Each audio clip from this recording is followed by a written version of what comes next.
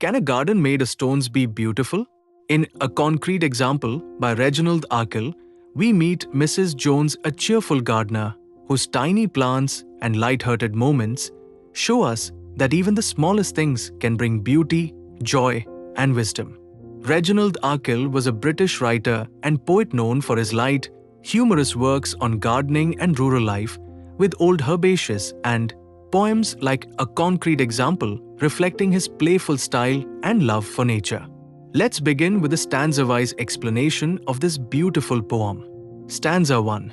My next-door neighbor, Mrs. Jones, has got a garden full of stones, a crazy path, a lily pond, a rockery, and, just beyond, a sundial with a strange device, which Mrs. Jones thinks rather nice. Explanation. In this stanza, the poet introduces us to Mrs. Jones, who lives next door. She has a very unique garden.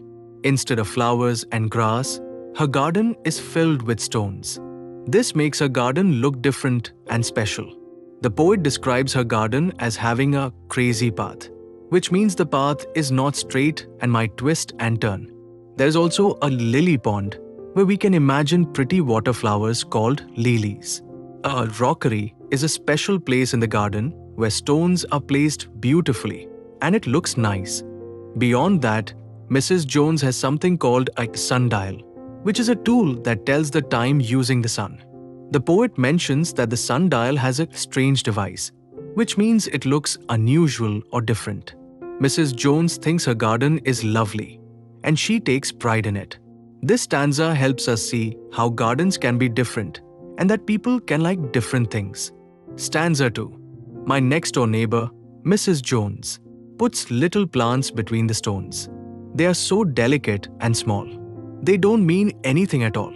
I can't think how she gets them in, unless she plants them with a pin. In this stanza, the poet tells us more about Mrs. Jones' garden. He observes that she doesn't just have stones, she also has tiny plants growing between the stones. These plants are described as delicate and small, which means they are very tiny and gentle. The poet feels that these tiny plants are not very important or do not mean much, like they are too small to matter. He wonders how Mrs. Jones manages to plant them in such tight spaces between the stones. This thought is so funny and surprising to him that he imagines she must use a little pin like a tiny needle to help her plant them. This shows how special Mrs. Jones' garden is, and it makes us think about how people can do amazing things to care for their gardens, even if it seems difficult. Stanza 3.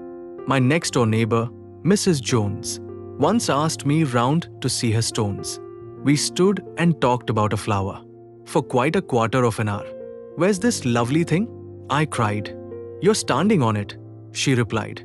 In this stanza, the poet shares a memory of when Mrs. Jones invited him to see her garden. He was excited to visit and talk about the plants. They spent a long time, which is a quarter of an hour or 15 minutes, talking about a flower. The poet is curious and asks her where this beautiful flower is because he cannot see it. Mrs. Jones gives a surprising answer. She says he is standing on it. This means that the flower is very small and hard to see, maybe one of those tiny plants mentioned earlier. This shows how sometimes we might overlook things that are right in front of us. It also highlights the special bond between the poet and Mrs. Jones as they enjoy talking about her garden, even if it is a bit different from what most people expect. The theme of the poem is that it highlights the joy of gardening, the contrast between perception and reality, and the happiness found in small connections with nature. We hope that you have understood the topic.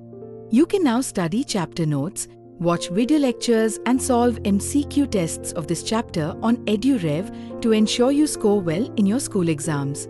And that's not all.